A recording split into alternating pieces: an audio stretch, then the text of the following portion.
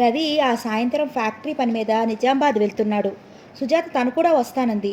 నేను రేపు సాయంత్రానికి తిరిగి వచ్చేస్తాను, ఒక్కరోజు కోసం నువ్వెందుకు అన్నాడు రవి.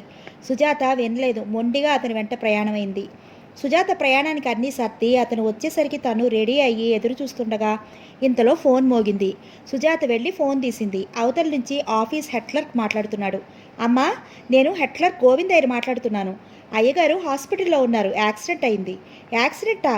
అవునమ్మా, కారును ఎవరో గుద్దేశారు. చాలా ప్రమాదం జరిగిపోయింది. మేమంతా హాస్పిటల్కి వెళ్తున్నాం. సుజాత చేతుల్లో హఠాత్తుగా శక్తి పోయినట్లుగా ఫోను జారిపోయింది. ఒంట్లో రక్తం అంతా ఒక్కసారిగా నీళ్లుగా మారిపోయినట్లయింది. అమ్మా, అయ్యగారు హాస్పిటల్లో ఉన్నారు, యాక్సిడెంట్ అయింది. హెడ్ క్లర్క్ ఏడుపు కంఠంతో అన్న మాటలు చెవుల్లో గింగురుమంటున్నాయి. దానితో పాటు మదన్ నవ్వు క్రూరంగా వినిపిస్తోంది. ఈ రోజుల్లో యాక్సిడెంట్ ద్వారా మనిషి ప్రాణం తీయటం ఎంత తేలికో నీకు తెలియదేమో. అది హత్య అని భగవంతుడు కూడా రుజువు చేయలేడు. రవికి యాక్సిడెంట్ అయింది. తను వెంటనే హాస్పిటల్కి వెళ్ళాలి. సుజాత మనసు హాస్పిటల్ వైపు మెరుపులా పరిగెడుతున్నా కాళ్ళు ఒక్క అంగ కూడా కదలలేకపోతున్నాయి. కళ్ళ ముందు ఎన్నో యాక్సిడెంట్స్ కనిపిస్తున్నాయి. అంతా భీభత్సంగా ఉంది. ఎక్కడో శవాలు తగలబడుతున్నాయి. ఎవరో ఆర్తనాదాలు చేస్తూ ఆక్రోశిస్తూ ఏడుస్తున్నారు. సుజాత ఆ భయంకర దృశ్యాల మధ్య నడిచి వెడుతున్న మనిషిలా, ఉన్మాదినిలా, నిద్రలో నడుస్తున్న మనిషిలా గుమ్మం వైపు వచ్చింది. యాక్సిడెంట్ అయ్యింది. రవి హాస్పిటల్లో ఉన్నాడు. తను వెళ్ళాలి. అయిపోయింది. ఈ జన్మకి తనకి రవికి రుణం తీరిపోయింది. మళ్ళీ మదన్ నవ్వు వినిపిస్తోంది. అది చాలా చిత్రంగా, విజయగర్వంగా ఉంది. ధీమాగా ఉంది. వెక్కిరింపుగా ఉంది. మదన్ ఎంత పిచ్చివాడు. రవి లేని క్షణంలో తను కూడా ఉండదని అతనికి తెలియదా? కళ్ళ ముందు నిలువెత్తు మంటలు ఎర్రటి నాలుకలు చాస్తూ భగభగలాడుతుంటే వాటి మధ్య తన శరీరం ఆహుతైపోతోంది. ఆ మంటలు అతి దగ్గరగా ఉన్నాయి. తన శరీరం నిండా, మనసు నిండా ఉన్నాయి. తను కూడా మెల్లగా ఆ మంటల్లో కాలు పెట్టింది. కాలిపోవడానికి సిద్ధంగా ఉన్న రవిని కౌగిలించుకుంటోంది. ఆ మంటలు ఎంత హాయిగా ఉన్నాయి. అలా నిలువునా దహించుకుపోవడం ఎంత సుఖంగా ఉంది. అప్పటికే కళ్ళు తిరుగుతున్న సుజాత ఆసరా కోసం అన్నట్టు తలుపుని పట్టుకోబోయింది. ఆ క్షణంలో ఏదో పని మీద అక్కడికి వచ్చిన పని మనిషి అమ్మా అంటూ కంగారుగా వచ్చి పట్టుకునే లోపలే సుజాత కుప్పలా కూలిపోయింది.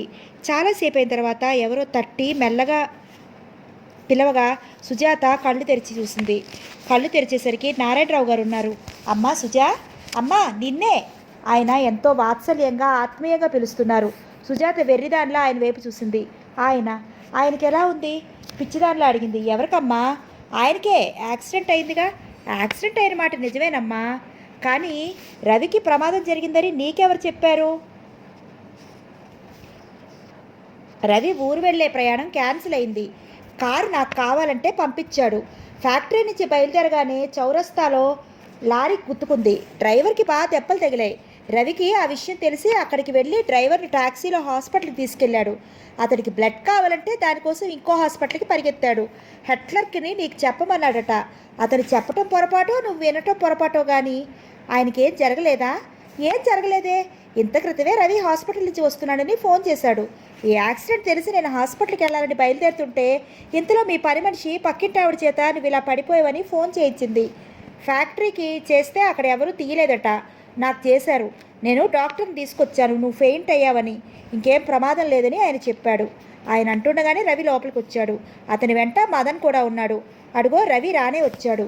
నీ కళ్ళతో నువ్వు స్వయంగా చూడు అన్నాడు నారాయణరావు గారు. రవి సరాసరి వచ్చి సుజాత పక్క మీద కూర్చున్నాడు. అప్పటికే అతని చూడగానే చేతులు చాస్తూ లేచి కూర్చుంది. రవి! ఆ పిలుపులో 1000 ఆక్రందనలు ప్రతిఫలించాయి. దుఃఖం సముద్రాలై పొంగింది. అక్కడ ఆ క్షణంలో అందరూ ఉన్నారనే సంకోచం కూడా లేకుండా పోయింది. అతన్ని హత్తుకుపోయింది. సుజా, ఏంటి పిచ్చితనం? నువ్వింత పిరికిదానివని నాకు తెలియదు సుమా, భార్య వెన్ను మీద నిమురుతూ అన్నాడు. అతని కంఠంలో ఏదో అడ్డుపడ్డట్టయింది. నారాయణరావు గారు కారు పంపన అడక్కపోతే అసలు ఆ కారులో తను రావాల్సింది. ఆ డ్రైవర్ సీట్లో తానే ఉండేవాడు. సుజాత రవి మెడని కౌగలించుకుని అతన్ని హత్తుకుపోయింది. రవి సుజాత వెన్ను మీద చెయ్యి వేసి నిమురుతూ అనునయిస్తున్నాడు. అక్కడే నిలబడి ఉన్న మదన్కి ఈ దృశ్యం జన్మలో మరవలేనట్లుగా ఉంది. అతని గుండెలు పిండినట్లుగా మనసు విలువెల్లాడింది. భార్యాభర్తలుగా వాళ్ళిద్దరూ అలా అనురాగంతో కనిపిస్తుంటే అతని కళ్ళల్లో నుంచి నిప్పులు రాలుతున్నట్టు ఎర్రబడ్డాయి. లత ఫోన్ చేసిన వేళ ఎలాగిట్టుదో కానీ ఆ క్షణం నుంచి సుజాతకి మనశ్శాంతి అలా అంటే ఏమిటో మర్చిపోయినట్లుగా ఉంది. మదన్ తెలివిగా ఒక పక్క నుంచి లతని ఉత్తరాలతో సుజాత మీదకి ఉసిగొలుపుతున్నాడు. రవి ఎదుట ఏమీ ఎరగని అమాయకుల్లా నటిస్తున్నాడు. లత ప్రవర్తన సుజాత కలవరపడుతుంటే చూసి వినోదిస్తున్నాడు. సుజాత రాత్రింబవళ్ళు ఈ సమస్య ఎలా వదిలించుకోవటమా అనే అశాంతితో వేగిపోసాగింది. ఫోన్ మోగితే భయం. హఠాత్తుగా తలుపు చప్పుడు వినిపిస్తే లత వచ్చిందేమోనని జంకు. జీవితం కత్తుల బోన్లా తయారవటంతో సుజాతలో మునుపటి ఉత్సాహం తగ్గిపోయింది. కంటికి నిద్రే కరువైంది. భోజనం మీద ఇష్టం పోయింది. సుజాతలో మునుపటి ఉత్సాహం సన్నగిల్లటం చూసిన రవి కారణం తెలుసుకోవటానికి ఎన్నో విధాలా ప్రయత్నించాడు. నాకు చెప్పు, ఎందుకు అలా ఉంటావు? నా దగ్గర దాపరికం ఏమిటి అన్నాడు. అతను ఎంత అడిగినా నాకు ఒంట్లో బాగాలేదు అన్న మాట తప్ప ఇంకేమీ చెప్పలేకపోయింది. రేపు డాక్టర్ దగ్గరికి పద, ఆవిడదేంటో తేలుస్తుంది అన్నాడు రవి. మర్నాడు బలవంతంగా భార్యని డాక్టర్ దగ్గరికి తీసుకెళ్లాడు. లేడీ డాక్టర్ సుజాతని పరీక్ష చేసి ఏమీ లేదని, ఒక బాబో పాపాయో పుడితే సరిపోతుందని నవ్వుతూ అంది. సుజాత పిల్లల కోసం దిగులు పడుతుందేమో అనుకున్న రవి ఇంటికి రాగానే, ఏయ్ ఏంటిది, మన పెళ్ళయి ఎన్నేళ్ళు అయిపోయిందని నువ్వు ఇలా విచారపడుతున్నావు? పోనీ బాబు పుట్టే వరకు నన్నే ఒక బాబు అనుకో అంటూ సుజాత ఒళ్ళో తలపెట్టుకుని తమాషా చేశాడు. సుజాత ఎన్నోసార్లు మదర్ విషయంతో రవికి చెప్పేద్దాం అనుకుంది. కానీ రవి ముఖం చూస్తుంటే ధైర్యం చాలటం లేదు. ఇన్నాళ్ళు ఎందుకు చెప్పలేదని నిలదీస్తే ఏమని జవాబు చెప్పటం? అదీ కాకుండా మదన్కి తను రాసిన ప్రేమలేఖలు, అవి తన దాంపత్య జీవితంలో విషం కొమ్మరిస్తాయేమోననే భయం వెరపు పుట్టింది. వెనక్కి లాగుతోంది. లత అన్నమాట నిజమే. ఏ మగాడైనా అలాంటి ప్రేమలేఖలు ఇంకొకరికి రాసిన భార్యని క్షమించగలుగుతాడా? అందులో రవి లాంటి వాళ్ళు తాము నిజాయితీగా ఉంటారు. ఎదుటి వాళ్ళు అలా ఉండాలని కోరుకుంటారు. రవి స్వభావం తనకి బాగా తెలుసు. తనకి నచ్చని వాళ్ళతో అతను రాజీ పడడు, పేచీ పెట్టుకోడు, నిశ్శబ్దంగా దూరం అయిపోతాడు. సుజాత శరీరం జలధరించింది. ఆ మౌనం కంటే చిత్రహింస ఇంకేది ఉండదేమో. సుజాత వేదనగా చేతుల్లో ముఖం దించుకుంది. మదన్కి తను రాసిన ఆ ప్రేమలేఖలు రవి చూసే కంటే తను చావటం నయం. అసలు భగవంతుడు ఎందుకు ఇలా చేయాలి? రవి లాంటి ఉత్తమ వ్యక్తిని జీవితంలో వరంగా ప్రసాదిస్తూ ఈ అపశృతి తనకెందుకు కల్పించాలి? మనుషులు పడే కష్టాలు ఆయనకి వినోదం కాబోలు. గుండెల్లో రగిలే ఈ కార్చిచ్చు ఆర్పటానికి తన శక్తి చాలని ఈ కష్టం పైకి కనిపించిన బాధ. ఇది ఎవరికీ చెప్పలేని ఒంటరితనం. గోడ గడియారం ఠంగున 4 గంటలు కొట్టింది. సుజాత ఉలిక్కిపడ్డట్టుగా తలెత్తి చూసింది. అప్పుడే 4 అయిపోయింది. రవి ఆ పూట త్వరగా ఇంటికొచ్చేస్తానని చెప్పాడు. పిక్చర్కి వెళ్ళటానికి టిక్కెట్లు రిజర్వ్ చేయించాడు.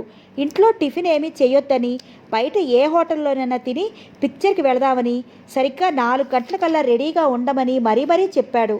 సుజాత నీరసంగా లేచింది. యాంత్రికంగా వెళ్ళి బీరువా తెరిచి చేతికి అందిన చీర, జాకెట్టు తీసి మంచం మీద పడేసింది. నగలు తెచ్చి డ్రెస్సింగ్ టేబుల్ మీద పెట్టి బీరువా మూసింది.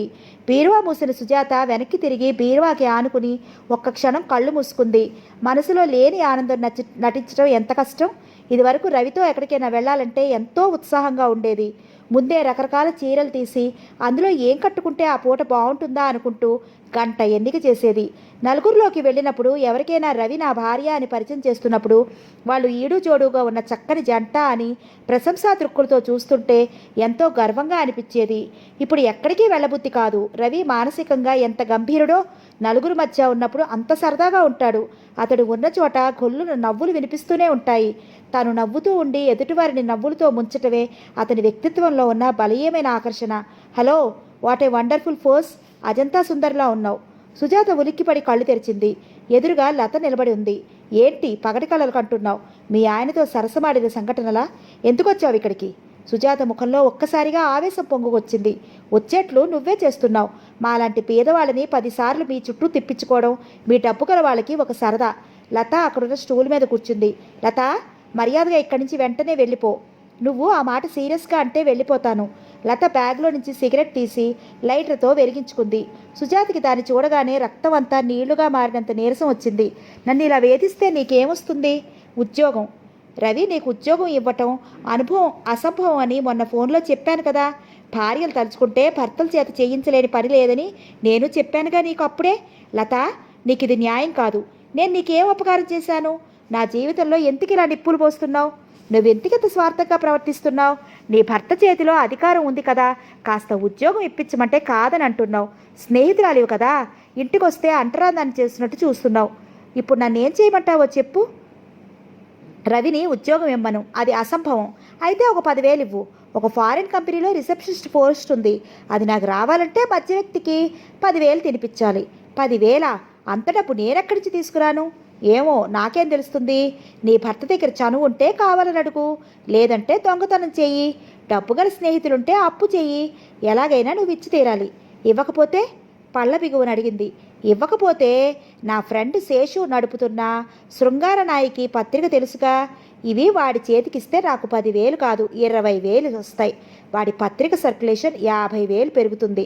రసవత్తరమైన ఆ కథలో నువ్వు, మదన్, రవి, నారాయణరావు గారు ఫోటోలతో సహా బయటకు వస్తారు. లత, సుజాత అరిచింది. ఎందుకు అలా అరుస్తావు? మాట మాత్రాడికే నువ్వు ఇలా అయితే ఇక కళ్ళారా చదివితే ఇంకెలా అవుతావో. లత సుజాతతో మాట్లాడుతూ యథాలాపంగా ప్రక్కన డ్రెస్సింగ్ టేబుల్ మీద పెట్టి ఉన్న నగలు పెట్టి చేతిలోకి తీసుకుని తెరిచి చూసింది. అందులో ఉన్న నెక్లెస్, గాజులు, ఉంగరం సెట్టు చూడగానే కళ్ళు మెరిశాయి. అబ్బా, చాలా బాగుందే. రేపు మా కజిన్ పెళ్ళుంది, పెట్టుకుని మళ్ళీ తిరిగి ఇచ్చేస్తాను అంటూ పెట్టె మూసి బ్యాగ్లో పడేసుకుంది. ఇంతలో బయట కారు ఆగిన ధ్వని వినిపించింది. సుజాత నిటారుగా అయింది. లత బ్యాగ్ మూసి లేచింది.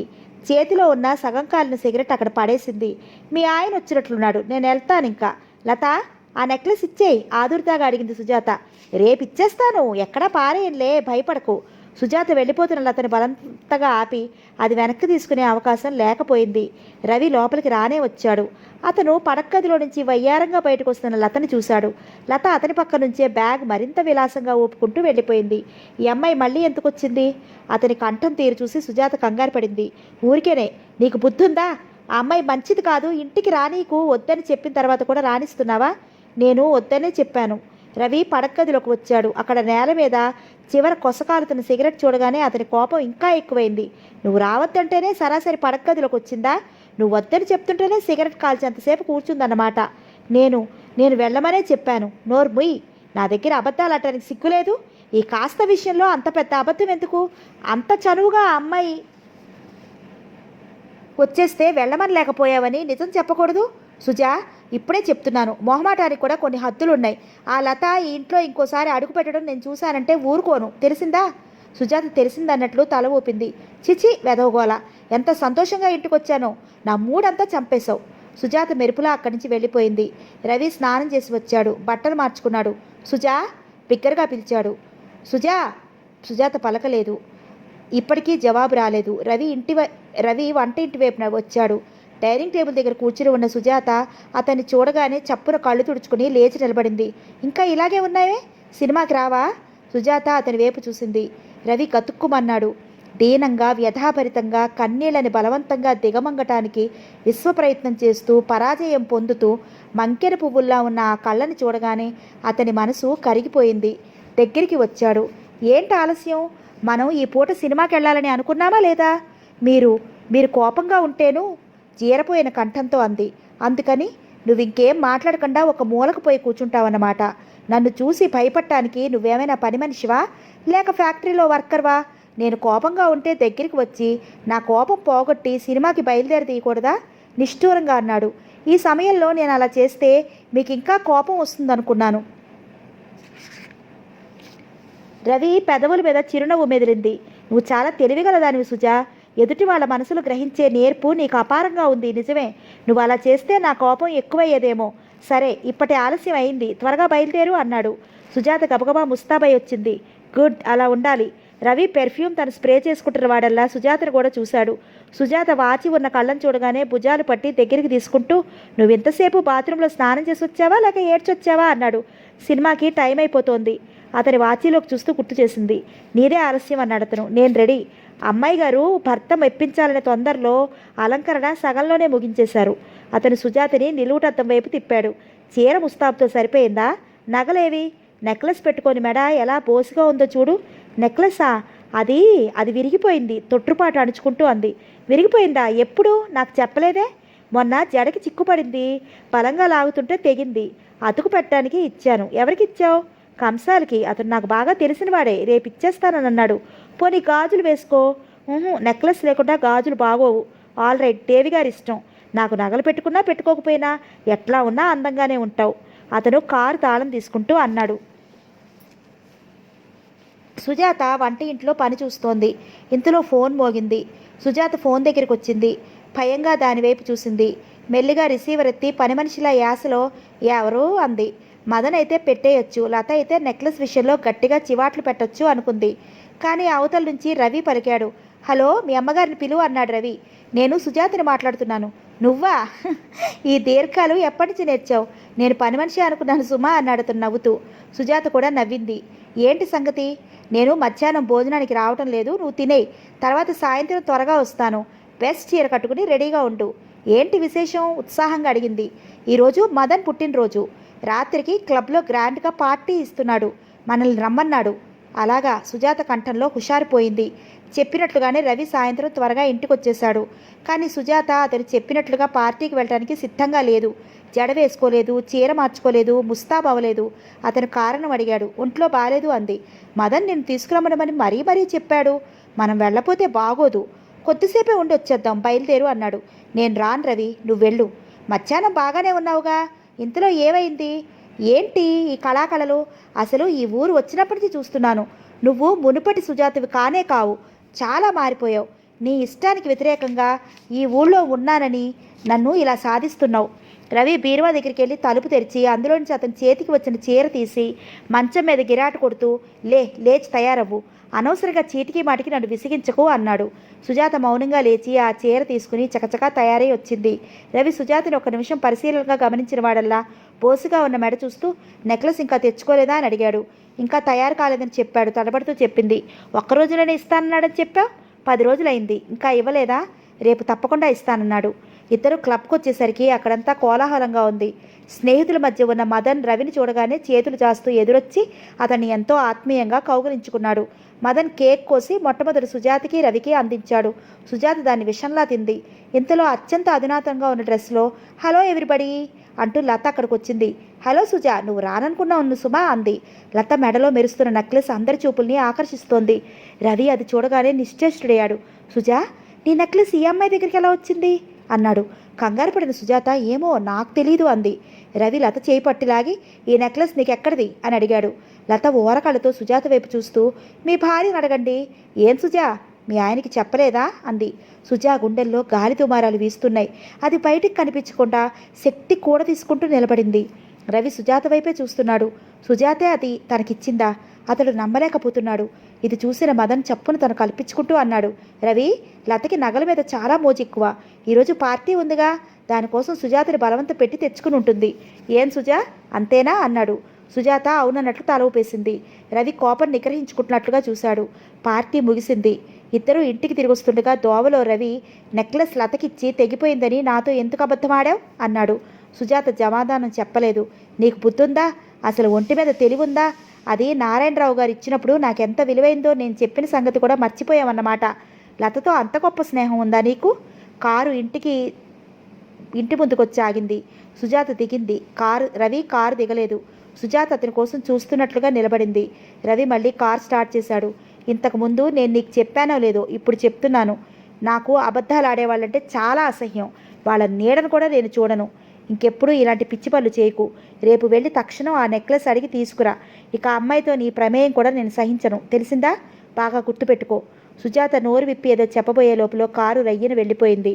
రవి కంఠం, ఆ మాటలు పలికిన తీరు సుజాత పాదాలు అక్కడే అంటుకుపోయినట్లుగా శిలాప్రతిమలా నిలబడేలా చేశాయి. అయ్యగారి కోసం ఫ్యాక్టరీ నుంచి ఎవరు వచ్చారమ్మా, పని మనిషి చెప్పడంతో గదిలో ఉన్న సుజాత ఎవరు అంటూ బయటకొచ్చింది. ముందు గదిలో హెడ్ క్లర్క్ నిలబడి ఉన్నాడు. అతడు సుజాతని చూడగానే నమస్కారం చేశాడు. నారాయణరావు గారికి హార్ట్అటాక్ వచ్చిందమ్మా.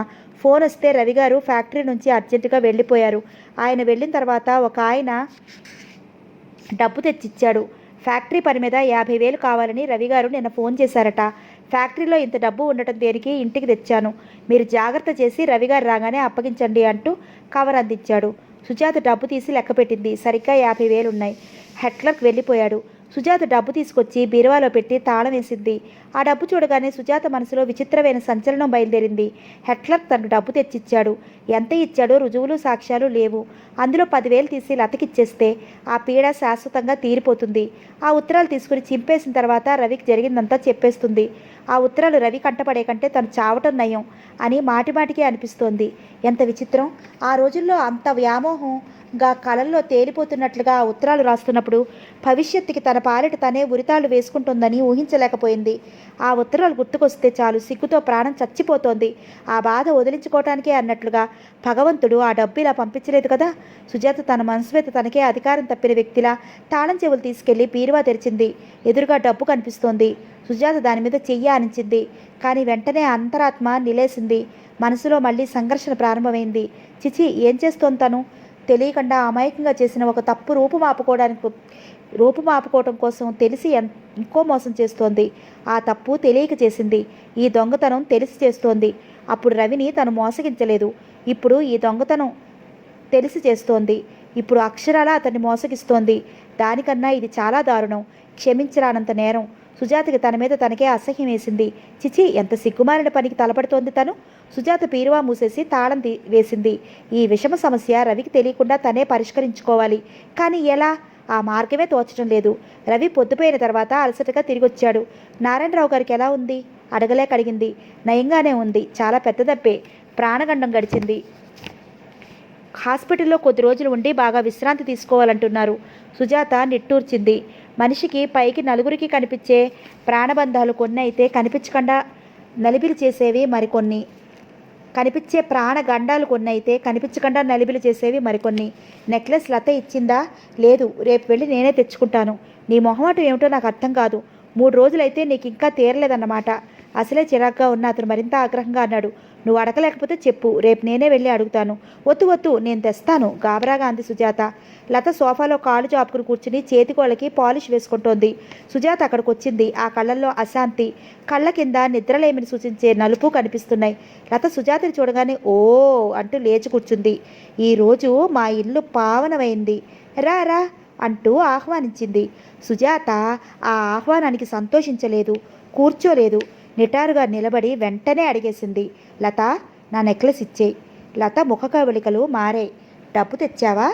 అంత డబ్బు నా దగ్గర లేదు, ఇవ్వలేనని నేను మొదటే చెప్పాను. డబ్బు నాకు చాలా అవసరం. ఈ మాట కూడా నేను నీకు అప్పుడే చెప్పాను. లత, ప్లీజ్, నా కాళ్ళ క్రింద నిప్పులు పొయ్యకు. ఆ నెక్లెస్ ఈరోజు చూపించకపోతే రవి ఊరుకోడు. ఇప్పటికే 3 రోజులు గడిచాయి. ఇది మరీ బాగుంది. నేనేం చెయ్యను? అది నాకు ఇచ్చేసి పుణ్యం కట్టుకో. పాప పుణ్యాలు మీద నాకు నమ్మకం లేదు. స్నేహితురాలిగా నీ బాధ చూడలేకుండా ఉన్నాను. కానీ నేనేం చెయ్యను? నేను కూడా నీలాగా నిస్సహాయురాయలని. ఈ నెక్లెస్ ఇప్పుడు నా దగ్గర లేదు. ఉంటే తప్పకుండా ఇచ్చేదాన్ని. సుజాత తుల్లిపడింది. నెక్లెస్ నీ దగ్గర లేదా? లేదు. ఏమైంది? నేను అర్జెంటుగా ఒక చోట 2000 బాకీ తీర్చాల్సి వచ్చింది. నా దగ్గర డబ్బు లేదు.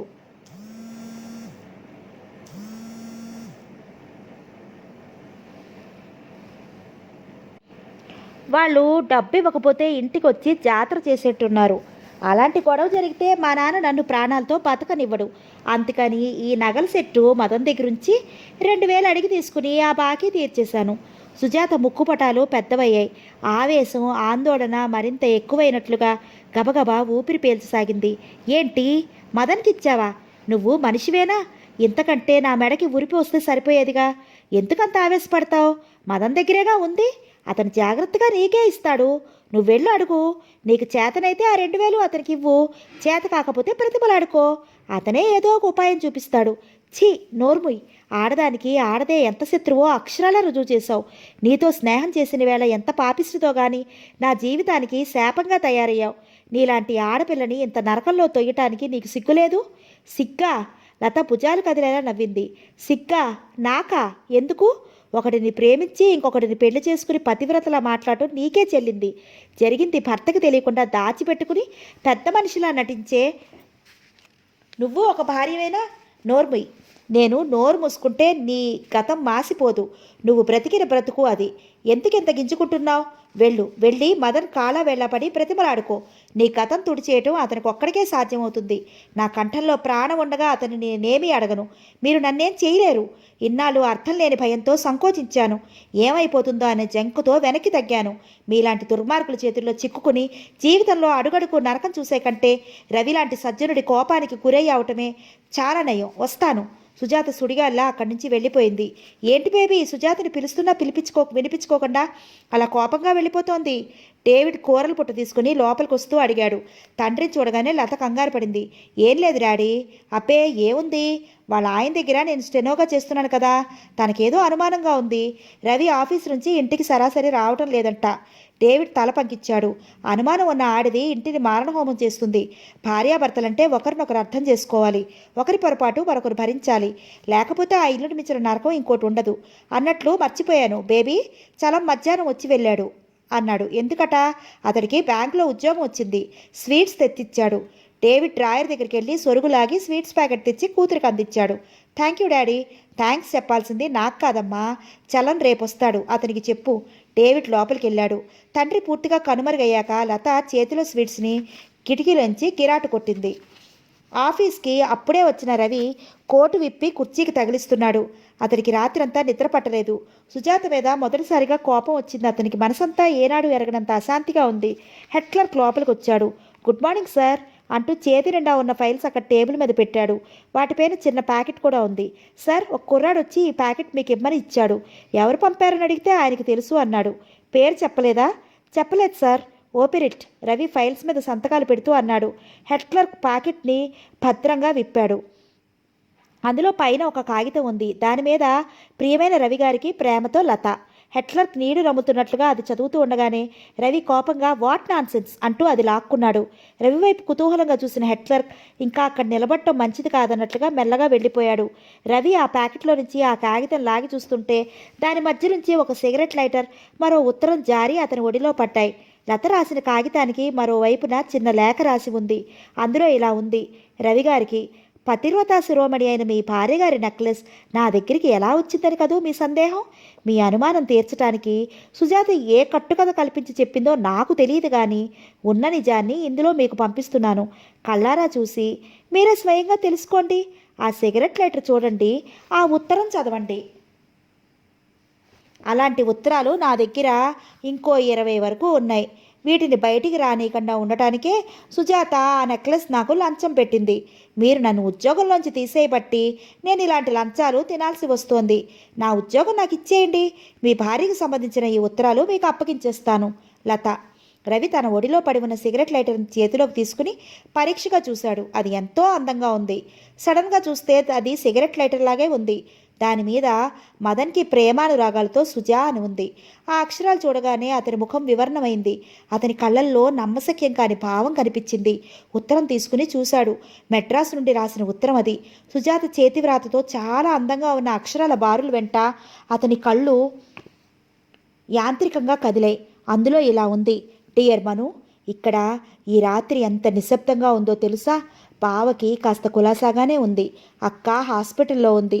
పిల్లలు నిద్రపోయారు. మంచం మీద వాళ్ళ పక్కన పడుకున్న నన్ను నువ్వు నిద్రపోనిస్తావా? నా చెవి దగ్గర నీ గొంతు సుజా సుజా అని పిలుస్తున్నట్లే ఉంది. నన్ను లేపి కూర్చోబెట్టింది. ఈ క్షణంలో కనుక నువ్వు కనిపిస్తే నీ మెడ చుట్టూ చేతులు పెరవేసి నీ గుండెల్లో తలదాచుకుని హత్తుకుపోవాలి అనిపిస్తోంది. నేను అలా చేస్తే మరుక్షణంలో నువ్వు ఏం చేస్తావో కూడా నాకు తెలుసు. సుజా అంటూ గాఢంగా నీ పెదవులతో నా పెదవుల మీద ఒత్తుతావు.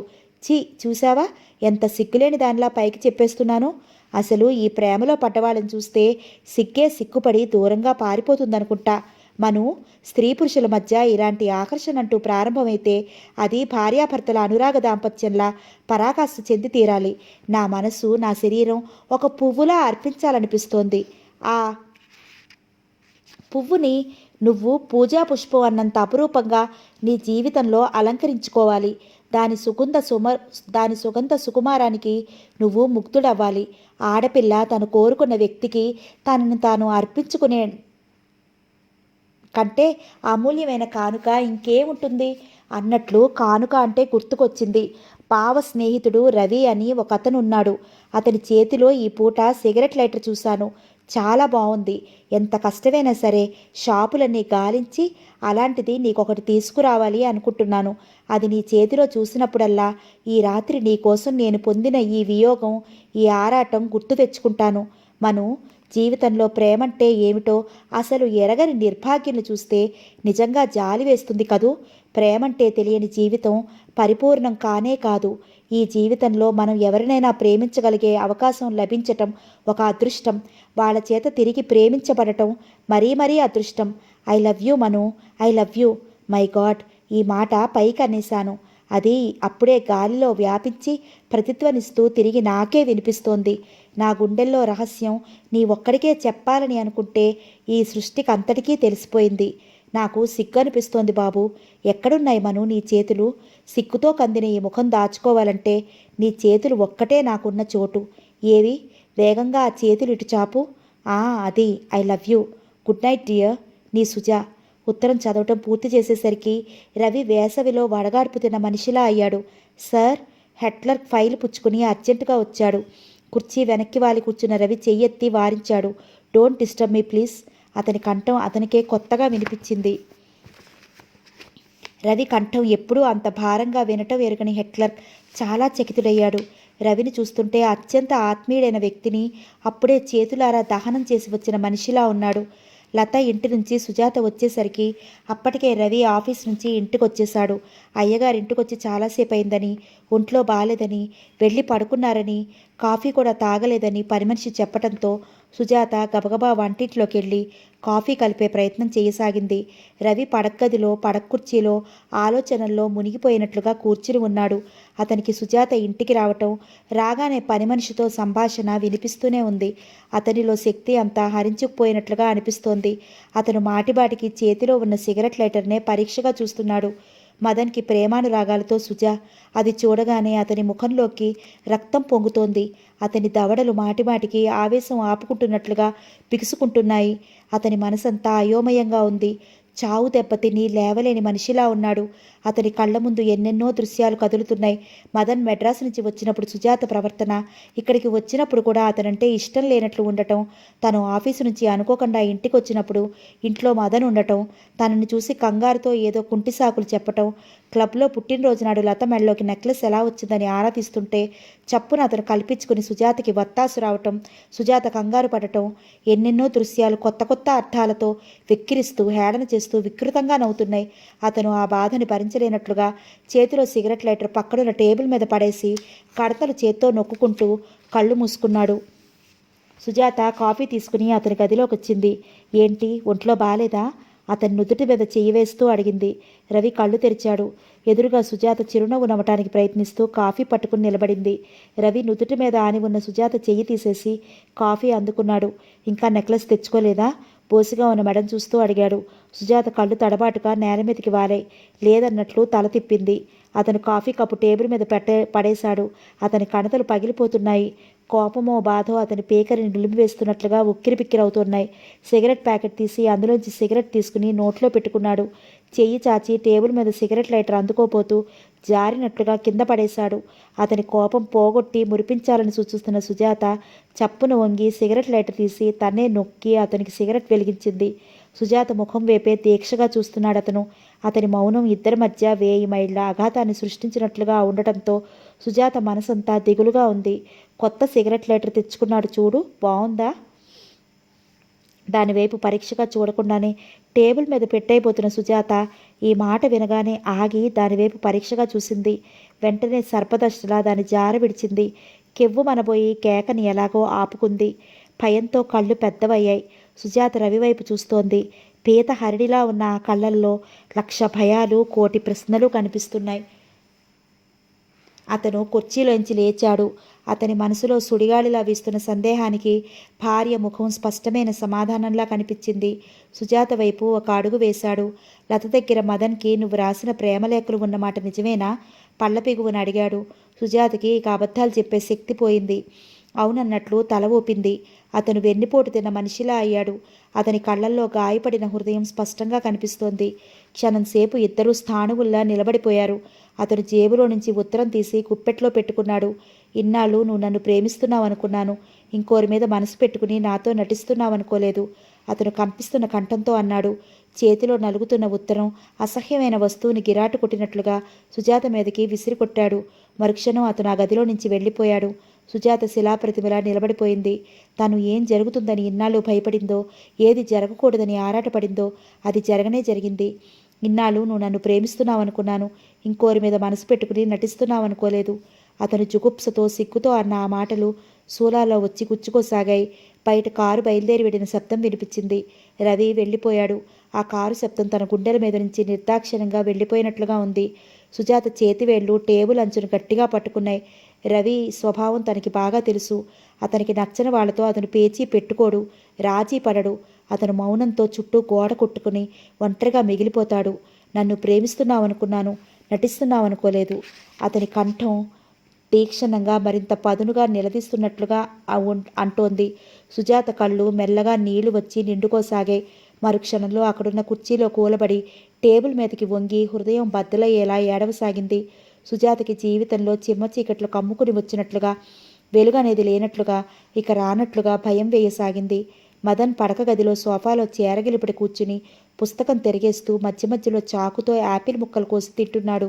అతను చూస్తున్న పుస్తకంలో విదేశీ సుందరీమణులు అర్ధనగ్నంగా రకరకాల భంగిమలలో తమ శరీర సౌష్ఠవాన్ని ప్రదర్శిస్తున్నారు. వాటిని తదేకంగా తమకంగా చూస్తున్న మదన్కి ఇంతలో ఎవరో బయట గబగబా వస్తున్నట్లు అడుగుల చప్పుడు వినిపించింది. మదన్ పుస్తకం పక్కకి తీసి తల తిప్పి చూసేసరికి సుజాత గుమ్మంలో నిలబడి ఉంది. మదన్ తన కళ్ళను తనే నమ్మలేకపోయాడు. తండ్రికి సుస్థి చేయడంతో ఇంట్లో ఎవ్వరూ లేరు. తల్లి కూడా ఆయనతో హాస్పిటల్లోనే ఉంది. ఇంతలో అతను ఒంటరిగా ఉన్నాడు. ఈ సమయంలో సుజా వచ్చింది. అతని ముఖం ఆనందాశ్చర్యాలతో ఉక్కిరిబిక్కిరైంది. హలో సుజా, ఎంత సుదినం, ఏం అదృష్టం. నేను నీ గురించి ఆలోచిస్తున్నానని నీకెలా తెలిసింది? ప్రార్థన చేయకుండా ఈ భక్తుడి ముందు ఇష్టదేవతలా ప్రత్యక్షమయ్యావు. మదన్ సుజాత ఆవేశంగా పిలిచింది. ఆ కళ్ళల్లో అశాంతి గాలి దుమారంలా వీస్తోంది. ఆ చూపులలో నిప్పు రవ్వలు రాలుతున్నాయి. ఆ స్వరం గర్జిస్తున్నట్లుగా ఉంది. ఆ క్షణంలో సుజాత రూపం రాక్షసుణ్ణి తన కాళ్ళ కింద మర్దన చేయబోతున్న అపర కాళిలా ఉంది.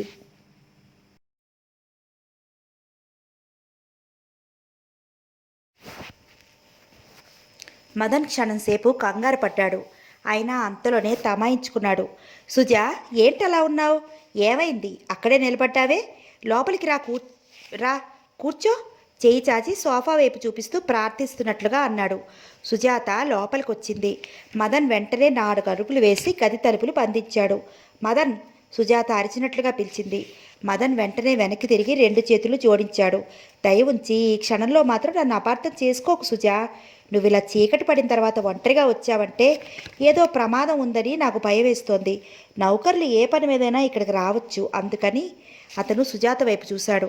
అప్పటికే సుజాత చేతిలోని ఉత్తరాన్ని, సిగరెట్ లైటర్ని అక్కడున్న టేబుల్ మీద పడేసింది. సుజా, ఇవి ఎక్కడివి నీకు? ఏమీ ఎరగని అమాయకంగా కంగారుగా చూశాడు. సుజాత పళ్ళబిగువన చెప్పింది. నువ్వు ఎవరికి పంపావో వారికే చేరాయి. నువ్వు కాటు వేయాలనుకున్న విషం అవి పూర్తిగా గుంపరించాయి. ఇప్పుడు నీ కసి తీరిందా? నీ కళ్ళు చల్లబడ్డాయా? సుజా, నువ్వేమంటున్నావో నాకు అసలు అర్థం కావటం లేదు. ఇవి నేను పంపటం ఏంటి? చాలించు నీ నటన. నీకు తెలియకుండానే ఇవి రవి దగ్గరికి వచ్చాయా? మై గాడ్, ఇవి రవి చూశాడా? దొంగ రాస్కెల్. ఆ లత నాకు చెప్పకుండా ఇంత పని చేసిందన్నమాట. మదన్, పాముకి కూరల్లోనే విషం, నీకు నిలువెల్లా విషం. ఎందుకు ఇలా అబద్ధాలాడతావు? ఎవరిని మభ్యపెట్టాలని? లత నీకు తెలియకుండానే వీటిని రవికి పంపించిందా? నీకు తెలియకుండానే ఆ నెక్లెస్ నీ చేతుల్లో పెట్టిందా? మదన్ తికమక పడ్డాడు. మీ ఇద్దరూ నా జీవితంతో ఎందుకు ఇలా ఆటలాడుకుంటున్నారు? ఎందుకు ఇలా నన్ను? ఆగు సుజా, ఆగు. ఆ మాట అనాల్సింది నేను.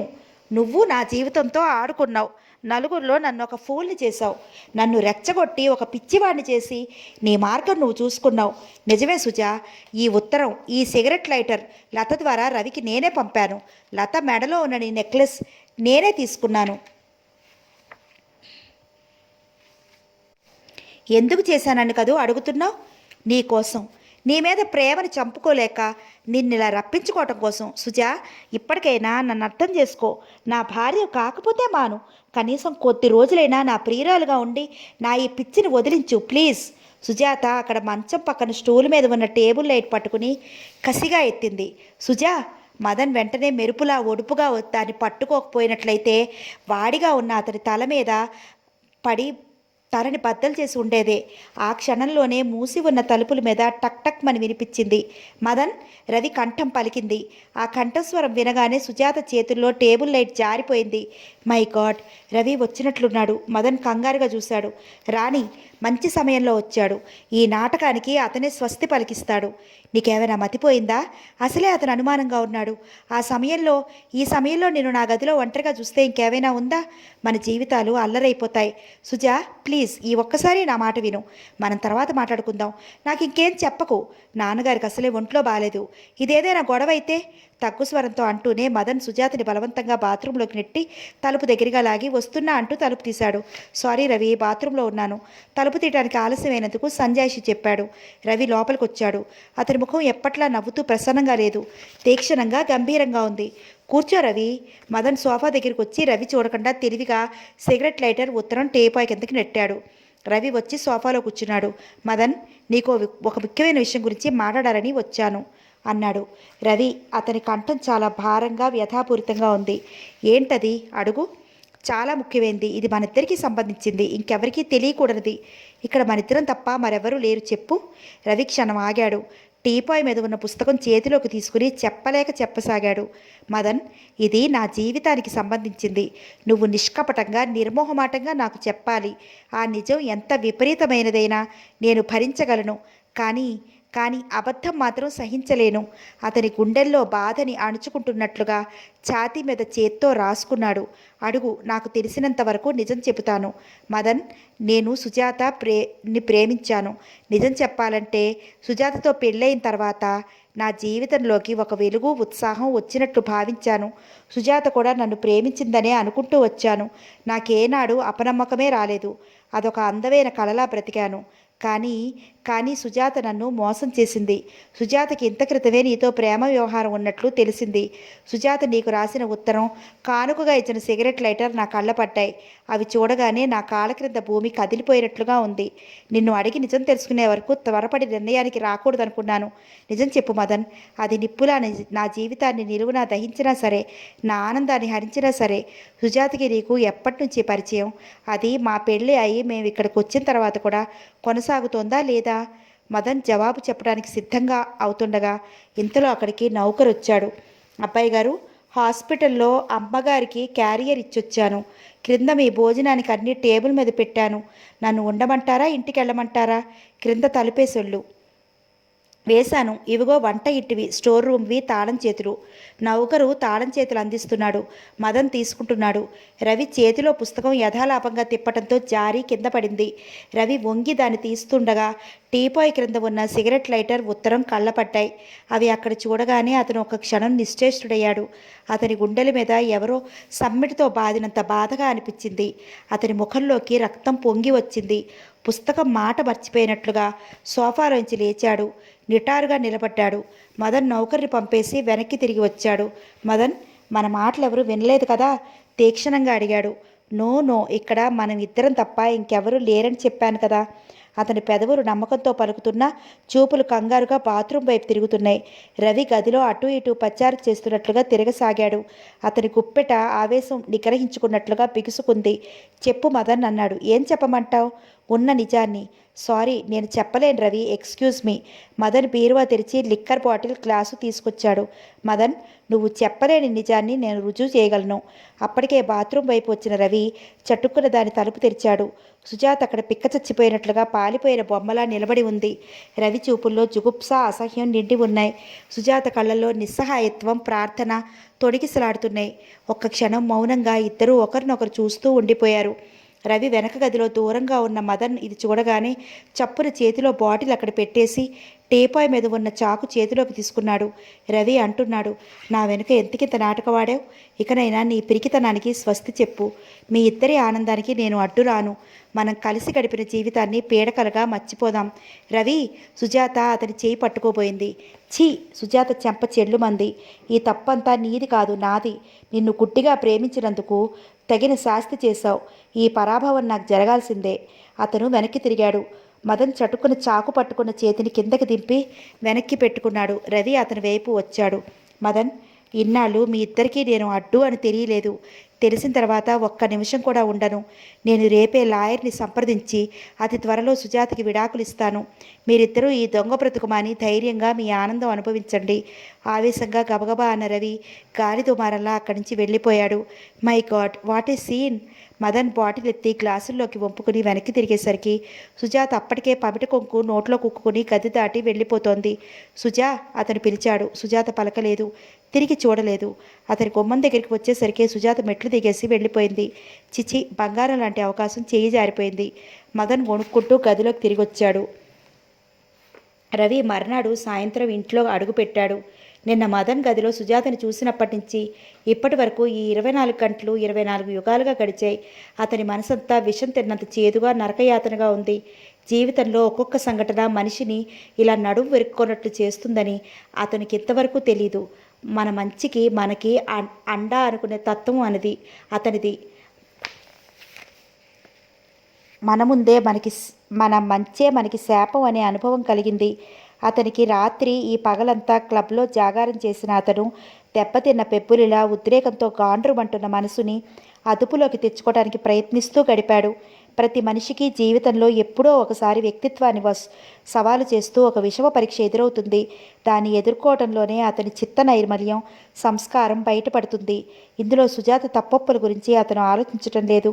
మహాశూన్యంగా కళ్ళెదుట నిలుస్తున్న తన భవిష్యత్తు గురించి దిగులు పడుతున్నాడు. సుజాత కంటే విమల మీద అతనికి ఆగ్రహం రెట్టింపు వస్తోంది. చెల్లెలు ఇలాంటి కళంకిని అని చెప్పకుండా తనను మోసం చేసింది. ఈ చేదు నిజాన్ని అతను భరించలేకపోతున్నాడు. అతని మనసు ఆ క్షణంలో అందరి మీద తిరగబడుతోంది. నారాయణరావు గారు మాత్రం ఏం చేశారు? ఒక్క మాట, ఒక చిన్న మాట తనకి చెప్పలేదు. చెబితే తను ఇక్కడ ఉండదని, ఈ ఫ్యాక్టరీ వ్యవహారాలు చూడదని భయపడ్డాడు కాబోలు. చీచి, ఏం మనుషులు వీళ్ళు! ప్రతి ఒక్కరూ తన జీవితాన్ని చదరపు గళ్ళు గీసి ఎవరికి వారే స్వార్థ ప్రయోజనంతో ఒక్కొక్క గది ఆక్రమించుకుని ఆత్మీయతని నటించారు. అతనికి జుట్టులోకి వేళ్లు పోనిచ్చి నిస్సహాయంగా కూర్చున్నాడు. ఇప్పుడేం చేయటం? ఇంత ఘోరం జరిగిన తర్వాత ఇద్దరి భవిష్యత్తు ఏమిటి? అతనికి వారం రోజుల క్రితం అమలాపురం దగ్గర ఒక పల్లెటూరు నుంచి ఒక స్నేహితుడు రాసిన ఉత్తరం గుర్తొచ్చింది. రవి, ఈ ఉద్యోగం పోయిందని రాశావు. ఎలాంటి పరిస్థితుల్లో అది పోయిందో నీ ఉత్తరం ద్వారా తెలియగానే ఈ ప్రమాదంలో మంచితనానికి అలాంటి శిక్షలే ఎదురవుతూ ఉంటాయి అనుకున్నాను. ఉద్యోగం పోయిందని దిగులు పడకు రవి, బీ బ్రేవ్. ఇక్కడ మా ఊళ్ళో హై స్కూల్లో ఇంగ్లీష్ టీచర్ పోస్ట్ ఒకటి ఖాళీగా ఉంది. అది నీకు వచ్చేలా చేసే బాధ్యత నాది. నీ భార్యను తీసుకుని వెంటనే బయలుదేరి వచ్చేయి. పల్లెటూరని భయపడకు. మంచివాడి మనసులా పచ్చగా కొబ్బరి చెట్లతో పిల్ల కాలువలతో ప్రశాంతంగా హాయిగా ఉంటుంది. పట్నవాసపు అలజడులు ఉద్రేకాలు ఉండవు. నన్ను అడిగితే ఇలా వాళ్ళు నీలాంటి వాళ్ళకి స్వర్గంలా ఉంటాయి. ఇలాంటి ఊళ్ళు నీలాంటి వాళ్ళకి స్వర్గంలా ఉంటాయి. ఎప్పుడొస్తున్నావో జవాబురాయి. రవి ఆ ఉత్తరం చూసి నవ్వుకున్నాడు. నేను ఇక్కడ హైదరాబాద్లో నారాయణరావు గారి ఫ్యాక్టరీలు వ్యవహారాలు చూస్తున్నాను. నీకు నా కృతజ్ఞతలు అంటూ ఉత్తరం రాయాలి అనుకుంటూనే పనుల ఒత్తిడిలో అశ్రద్ధ చేశాడు. రవి క్లబ్లోనే కూర్చుని అతనికి తను బయలుదేరి వస్తున్నట్లుగా ఉత్తరం రాశాడు.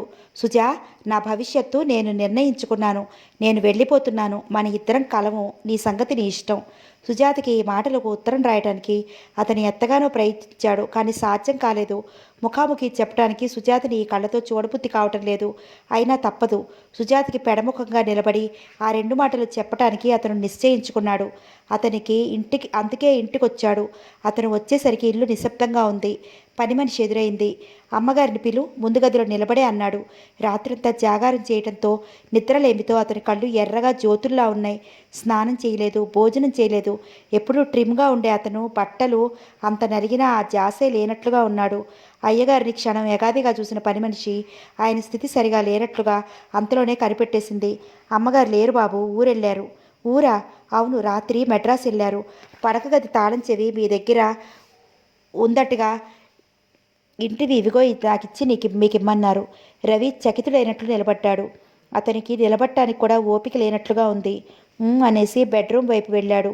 విమలని మూర్తిని తీసుకురావడానికి వెళ్ళింది కాబోలు. వారిని తీసుకొచ్చి ఉన్న నిజాల్ని అబద్ధాలుగా మార్చి మళ్ళీ తన మనసులో ఉన్న మంచితనం బలహీనతలకి కన్నీళ్లతో కాళ్ళు పట్టుకోవటాలతో ఎరవేసి ఏమీ ఎరగని అమాయకత్వం నటించడానికి కాబోలు. రవి కోపంగా గదిలోకి వెళ్ళాడు. విసురుగా పెట్టెలాగి బట్టలు తీసి పెట్టెలోకి గిరాటు కొట్టాడు. టేబుల్ మీద ఫోటో ఫ్రేమ్లో సుజాత నవ్వుతూ చూస్తోంది. ఇదివరకు ఆ ఫోటోని చూస్తే తనకి ఎలాంటి మైకం వచ్చేది? ప్రేమ అనే మాయ తెరాది. సుజాత నవ్వుతున్న ఆ నవ్వు ఇప్పుడు అతన్ని చూసి వెక్కిరిస్తున్నట్లుగా ఉంది. ఆ నవ్వుతో చెవులు బద్దలు చేసే శబ్దంలా వినిపిస్తోంది. రవి అది భరించలేనట్లుగా ఆ ఫోటో తీసి కిరాటు కొట్టడానికి టేబుల్ దగ్గరికి వచ్చి దాన్ని లాగినట్లుగా తీశాడు. దానితో పాటు అది ఎత్తుపెట్టినట్లుగా దాని కింద ఉన్న ఒక ఉత్తరం కూడా వచ్చింది. అది సుజాత రాసిన ఉత్తరం. పైన రవికి ప్రార్థనాపూర్వకంగా సుజాత అని ఉంది. అతని క్షణం ఆగాడు. ఏం రాసుంటుంది? జరిగిన దానికి పశ్చాత్తాప ప్రకటన? ఇంకెప్పుడు ఇలాంటి జరగనీయననే క్షమార్పణ? తన మాట మత్తుతో మళ్ళీ కొంగుకు ముడేసుకోవాలనే ప్రయత్నమా? మెల్లగా అయిష్టంగా ఉత్తరం తీశాడు. కవర్ లోపల ఉన్న కాగితాలు లాగాడు. ఉత్తరం మరీ పెద్దదిగా ఏం లేదు కాబట్టి తన సహనానికి పరీక్ష ఉండదు. రవి ఆ కాగితాలు తీసుకుని మొదటి నుంచి చదవసాగాడు. దయ ఉంచి నేను రాసుకున్న ఈ సంజాయిషి కాస్త శాంతంతో మనస్ఫూర్తిగా చదవమని చేతులు జోడించి నేను ప్రార్థిస్తున్నాను. సంజాయిషి అని ఎందుకంటున్నానంటే నా వల్ల ఒక అపరాధం జరిగింది. అది నిన్న మదన్ గదిలో చూడటం కాదు. అంత క్రితమే నేను నిన్ను పెళ్లి చేసుకోకముందే కాలేజీలో చదువుకునేటప్పుడు మదన్ నాకు లత ద్వారా పరిచయం అయ్యాడు. అతడి డబ్బు దర్జా చూసి నేను బెదురుగా దూరంగా ఉండిపోతే స్నేహపూర్వకమైన మాటలతో నన్ను లాలించాడు. నన్ను ప్రేమించానన్నాడు. తన తల్లిదండ్రులు కోడలుగా రావాలని అనుకుంటున్న అన్ని లక్షణాలు నాలో ఉన్నాయి కాబట్టి నన్ను పెళ్లి చేసుకుంటానన్నాడు. నేను మదన్ని నమ్మాను. ఆ నమ్మకంతోనే బావ సుస్థిపడి నేను మెడ్రాస్ వచ్చినప్పుడు పిచ్చి ప్రేమతో ఉత్తరాలు రాశాను. అతనికి కానుకలు తెచ్చిచ్చాను. మదన్ పెళ్లి కాకముందే మేమిద్దరం శారీరకంగా ఒకటి అవ్వాలని కాంక్ష కనబరిచాడు. ఇక్కడ మాత్రం నేను పెరిగిన వాతావరణం, నా కుటుంబం ద్వారా నాలో జీర్ణించుకున్న ఛాందస భావాలు నన్ను రక్షించాయి. మదన్ కోరికని నేను అంగీకరించలేదు. దృఢచిత్తంతో నిర్భయంగా తిరస్కరించాను. పెళ్లి అయ్యేంతవరకు అలాంటి చనువు సహించనని చెప్పాను. మదన్ తల్లిదండ్రులతో నా విషయం చెప్పాడు. నారాయణరావు గారు నా గురించి ఆరా తీశారు. ఆయనకి నా ప్రవర్తన, మా కుటుంబం నచ్చినట్లున్నాయి. మేము చాలా భేదవాళ్ళమని కూడా చూడకుండా మా పెళ్లికి ముహూర్తం పెట్టించారు. పెళ్లి దగ్గర పడుతుండగా నా అదృష్టమో దురదృష్టమో లతకి మదన్కి ఉన్న సంబంధం ఉన్న విషయం నా కళ్ళారా చూశాను. నాతో మదన్కి జరుగుతున్న పెళ్లి కేవలం నారాయణరావు గారి నోరు ముయించడానికే ఒప్పుకున్న నాటకమని మదన్ అంటుండగా నా చెవుల ద్వారా స్వయంగా విన్నాను. మదన్ నన్ను ప్రేమించలేదు. అదంతా ఒక బూటకం. లతతో సంబంధం ఉంచుకోవటానికి నన్ను ఒక పావుగా జీవితంలో ఏర్పరచుకుంటున్న కఠోరమైన నిజం తెలియగానే నేను తల్లడిల్లిపోయాను. పెళ్లి దగ్గరలోకి వచ్చింది. నేను ఎదురు తిరిగాను. ఆ పెళ్లి చేసుకోనని ఖచ్చితంగా చెప్పాను. కానీ మొహమాటస్తుడైన నాన్న భయపడ్డాడు. అల్లరైపోతామని జంకాడు. జన్మలో నాకు పెళ్లి కాకుండా పరాభవం చేస్తానని మదన్ బెదిరించాడు. ఆ పరిస్థితుల్లో నాకు చచ్చిపోవాలనే అనిపించింది. కానీ మనసు కూడా తీసుకున్నాను. నేనెందుకు చచ్చిపోవాలి? నేనేం తప్పు చేశాను? ఏది మంచిదో కాదో నిర్ణయం చేసుకోలేని ఆ పరిస్థితుల్లో మదన్కి దూరంగా పారిపోవాలనే తహతహతో నేను నాన్నకి చెప్పకుండా అక్క దగ్గరికి పారిపోయి వచ్చాను.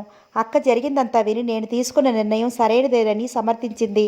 ఆ పరిస్థితుల్లో నువ్వు నన్ను పెళ్లి చేసుకోవడానికి సుముఖత చూపిస్తుంటే నేను తిరస్కరించలేకపోయాను. నీతో పెళ్లితో నా జీవితం మలుపు తిరిగింది.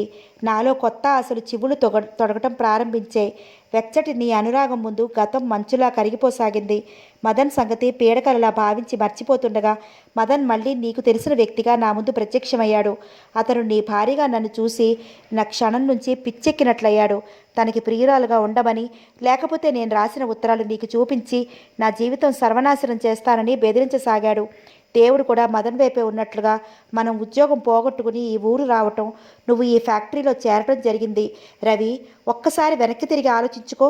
ఈ బడబానలను నా గుండెల్లో ఉండబట్టే నేను ఈ ఊరిలో ఉండొద్దని, ఈ ఫ్యాక్టరీ సంగతి మనకొద్దని అన్నాను. నీకు కారణం చెప్పి ఒప్పించలేకపోయాను కాబట్టి మూగగా ఈ శిక్షంతా నేను భరించాను. ఈ ఊరు వచ్చినప్పటి నుంచి మదన్ నేను ఎక్కడ ఒంటరిగా దొరుకుతానా అని వలలు విసురుతూనే ఉన్నాడు. లతకి ఉత్తరాలు ఇచ్చి నా మీదకి ఉసిగొలిపాడు. లత మన ఇంటికి వచ్చి ఫ్యాక్టరీలో మళ్ళీ ఉద్యోగం ఇప్పించమని, లేకపోతే నీకు పంపిస్తానని బెదిరింపులు మొదలెట్టింది. ఒక పక్క మదన్, మరో పక్క లత నా జీవితం కత్తులు పోనుగా మార్చేశారు. నేను మదన్కి లొంగకుండా తిరస్కరించిన కొద్దీ అతనికి నా మీద కసి పరీ పెరగసాగింది. ఇక లాభం లేదని భావించిన అతను ఉత్తరం సిగరెట్ లైటర్ నీకు పంపేశాడు. నా మీద ఇంత కక్ష సాధించిన అతనికి బుద్ధి చెప్పడానికి ఆ సిగరెట్ లైటర్ తీసుకుని సరాసరి అతని రూమ్కి వెళ్ళాను. ఆ సమయంలో నువ్వు వచ్చావు. తన గదిలో నన్ను ఒంటరిగా చూస్తే నువ్వు మరీ ఆవేశపడతావని మదన్ నన్ను దాక్కోమని బ్రతిమలాడుతూ బాత్రూంలోకి తోసేశాడు. రవి, ఎన్నో వందల సార్లు నేను చిక్కుకున్న ఈ విషమ పరీక్ష గురించి నీకు చెప్పేయాలని ప్రయత్నించాను.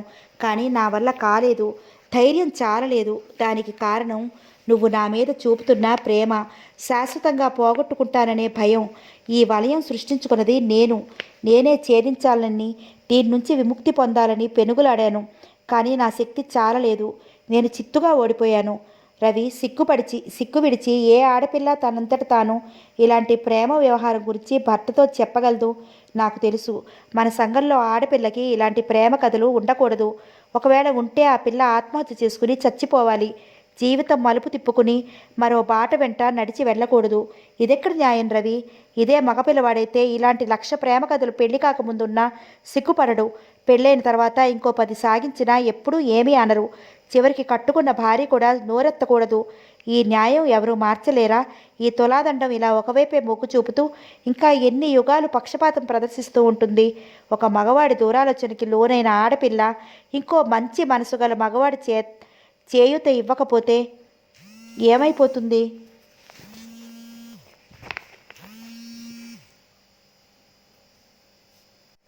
రవి సిగ్గు విడిచి ఏ ఆడపిల్ల తనంతట తాను ఇలాంటి ప్రేమ వ్యవహారం గురించి భర్తతో చెప్పగలదు? నాకు తెలుసు, మన సంఘంలో ఆడపిల్లకి ఇలాంటి ప్రేమ కథలు ఉండకూడదు. ఒకవేళ ఉంటే ఆ పిల్ల ఆత్మహత్య చేసుకుని చచ్చిపోవాలి. జీవితం మలుపు తిప్పుకుని మరో బాట వెంట నడిచి వెళ్ళకూడదు. ఇదెక్కడ న్యాయం రవి? ఇదే మగపిల్లవాడైతే ఇలాంటి 1,00,000 ప్రేమ కథలు పెళ్లి కాకముందున్న సిగ్గుపడడు. పెళ్ళైన తర్వాత ఇంకో 10 సాగించినా ఎవ్వరూ ఏమీ అనరు. చివరికి కట్టుకున్న భార్య కూడా నోరెత్తకూడదు. ఈ న్యాయం ఎవరూ మార్చలేరా? ఈ తులాదండం ఇలా ఒక్కవైపే మొగ్గు చూపుతూ ఇంకా ఎన్ని యుగాలు పక్షపాతం ప్రదర్శిస్తూ ఉంటుంది? ఒక మగవాడి దురాలోచనకి లోనైన ఆడపిల్ల ఇంకో మంచి మనసు గల మగవాడి చేయూత ఇవ్వకపోతే ఏమైపోతుంది? ఆ అమ్మాయి బ్రతుకు శాశ్వతంగా నరకంలో పడాల్సిందేగా. నిజమే రవి, నేను మనస్ఫూర్తిగా ఒప్పుకుంటున్నాను. శ్రీమంతుడైన మదన్ నన్ను పెళ్లి చేసుకుంటానంటే కుశంకలతో అతన్ని అనుమానించకుండా వెంటనే హృదయం పులకించటం నాది తప్పే. అమాయకంగా ఉండటం నా అపరాధమే. కలలు కరటం నా నేరమే. కానీ నేనేం చెయ్యను? నేను పుట్టి పెరిగిన వాతావరణం నాకు అలాంటి అమాయకత్వం నేర్పింది. మంచి చెడుల విచక్షణ తెలియని అనుభవశూన్యమైన నా కన్నె వయసు ఆ కళలు నేర్పించింది. ఈ రోజున నేను చేసిన తప్పేంటో నాకు తెలిసింది. కానీ ఈ అనుభవం ఆ గతాన్ని వెనక్కి తీసుకోలేకపోతోంది. రవి, చేతులు జోడించి ఆఖరి ప్రయత్నంగా నిన్ను ప్రార్థిస్తున్నాను. నువ్వు అది నమ్మినా నమ్మకపోయినా ఇది ఒకటి మాత్రం నమ్ము. నేను నీ భార్యగా ఎప్పుడూ నటించలేదు. మనసా వాచా నిండు మనసుతో ఆనందంగా ఆ రోజుల్లో బ్రతికాను. విమలక్క నిన్ను మోసం చేసిందని కల్లో కూడా అనుకోకు. నా శీలం చెక్కు చెదరది. ఈ గతం నా జీవితం నుంచి తీసి పారేయవచ్చునని అనుకుంది. కానీ ఇదే పెద్ద బండరాయిగా మారి మన భవిష్యత్తుకు అడ్డుపడుతుందని ఊహించలేదు. జరిగినదంతా దాపరికం లేకుండా నీకు తెలియజేశాను. ఈ సమస్య మనది. ఇందులో ఇంకొకరి జోక్యం కానీ ఏమాత్రం ఉండకూడదు. మన భవిష్యత్తు గురించి నువ్వు ఏది నిర్ణయిస్తే నేనది శిరసావహిస్తాను. మాట్లాడనని వాగ్దానం చేస్తున్నాను. నేను అక్క దగ్గరికి వెళ్తున్నాను. నీ నిర్ణయం తెలియజేసే ఉత్తరం కోసం 1000 కళ్ళతో ఎదురు చూస్తుంటారని మాత్రం మర్చిపోకు. ఈ దాపరికం అనే పంజరంలో నుంచి నేను బయటపడ్డాను. రవి, ఇప్పుడు 1000 కంఠాలతో నీ మీద నాకు ఎలాంటి భావం ఉందో చెప్పగలను. క్రిందటి జన్మలో ఏ మంచి పని చేశానో నాకు తెలియదు. ఆ సుకృతం పుణ్యంగా ఉన్న నాకు భర్తగా లభించావు. ఆ మంచి పనేంటో తెలిస్తే ప్రతి జన్మలో తప్పకుండా ఎంత కష్టమైనా సరే ఆ పనే చేస్తాను. ఎందుకో తెలుసా? జన్మలకి నిన్ను భర్తగా పొందటానికి. నేను వెళ్తున్నాను రవి. నా మీద నీకు కలిగిన కోపం పోదేమోననే పుట్టెడు దిగులుతో, నువ్వు మళ్ళీ నీ దగ్గరికి పిలుస్తావనే గంపెడు ఆశతో, నా భవిష్యత్తు ఏంటో నాకే తెలియని అయోమయంతో వెళ్తున్నాను. సుజా అన్న పిలిపే మళ్ళీ నాకు ప్రాణం పోయాలి. సుజాత.